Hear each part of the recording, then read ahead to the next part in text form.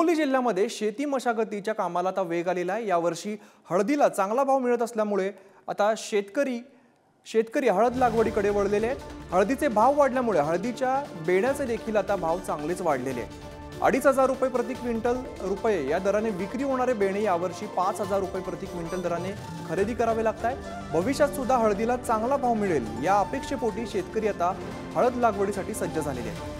शेतातील शेतकऱ्यांशी संवाद साधलाय आमचे प्रतिनिधी संतोष भिसे यांनी। पाहूया। खरीप हंगाम आता अवघ्या काही दिवसावर येऊन ठेपलेला आहे। शेतकरी जे आहेत आता मशागतीच्या तयारीला लागलेले आहेत। आपण सध्या हिंगोलीच्या गोरेगाव परिसरामध्ये आहोत। शेतकरी आता रोटावेटरचं काम करून शेतीची तयारी आता जे खरीपाचा हंगाम जो आहे तर हळदीची लागवड करण्यासाठी तयारी लागली आहे।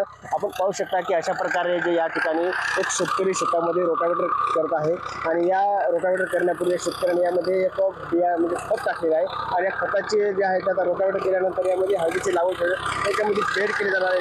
त्यातून जे काय आता प्रक्रिया खरीपाची आहे तयारी सुरू आहे। आता सगळं शेतकरी आहे आपण सगळे जाणून घ्या ही आता सध्या काय सुरू आहे।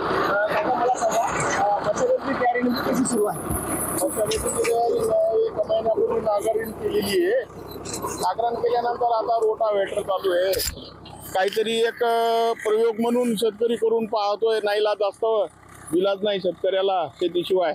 आणि मागच्या वर्षीचा हंगाम तर टोटल हातातून गेलेला आहे।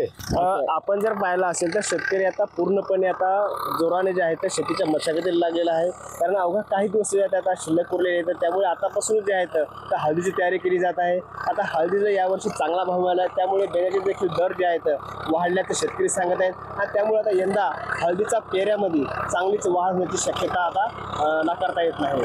आणि यावर्षी पेऱ्या वाढल्यानंतर हळदीला चांगला भाव मिळावा अशी अपेक्षा आता शेतकऱ्याची व्यक्त केली जात आहे।